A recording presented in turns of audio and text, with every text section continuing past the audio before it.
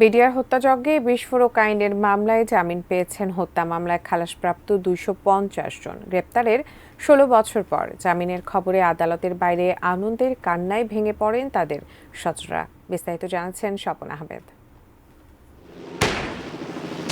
২০০৯ সালের ২৫ ও ২৬ ফেব্রুয়ারি ঢাকার পিলখানায় বিডিআর সদর দপ্তরে বিদ্রোহের ঘটনায় ৫৭ সেনা কর্মকর্তা সহ ৭৪ জন নিহত হন। এ ঘটনায় হত্যা ও বিস্ফোরক আইনে দুটি মামলা হয়।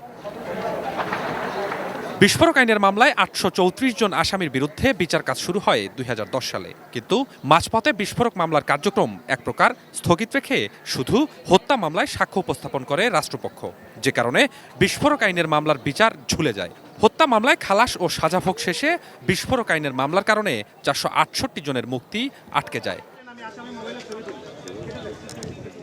রোববার ঢাকার কেরানীগঞ্জ কেন্দ্রীয় কারাগার লাগোয়া অস্থায়ী আদালতে প্রথমবারের মতো এ মামলার আটকে থাকা আসামিদের জামিন শুনানি ও সাক্ষ্য গ্রহণ হয়। এদিন প্রথমবারের মতো সাক্ষ্য দেন পিলখানা হত্যাকাণ্ডের প্রত্যক্ষদর্শী অবসরপ্রাপ্ত মেজর সৈয়দ মোহাম্মদ আবু ইউসুফ ইকবাল।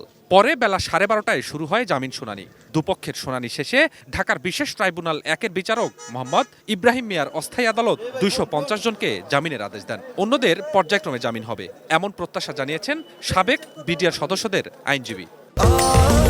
স্বাস্থ্যকর অল টাইম ফ্যামিলি কেক, সব সময় অল টাইম হেলদি লাইফ। মাননীয় আদালত আজকে সব কিছু বিচার বিশ্লেষণ করে তিনি একটি অপিনিয়ন ব্যক্ত করেছেন।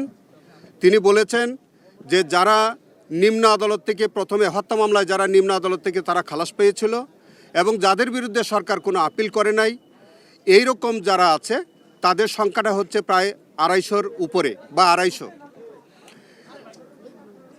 সেই ২৫০ মানুষ তাদেরকে আজকে মাননীয় আদালত জামিনে মুক্তি দিয়েছেন।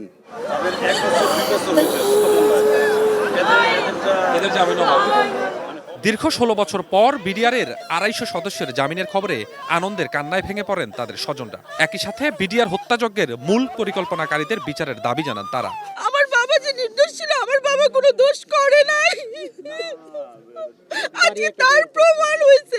আমার ভাই মাত্র ১৯ দিন চাকরি করছে, তো ১৯ দিন চাকরি করে আমার ভাইয়ের জীবন থেকে ১৬টা বছর নষ্ট হয়ে গেছে।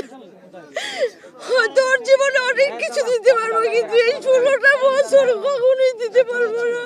হত্যা মামলাগুলোকে থেকে খালাস দিয়ে আমাদেরকে পুনরায় এই রাষ্ট্র যেন বিবেচনা করে আমরা যেন সীমান্তের লোক আবারও আমরা বাংলাদেশ রাইফেলস চলে যেতে পারি।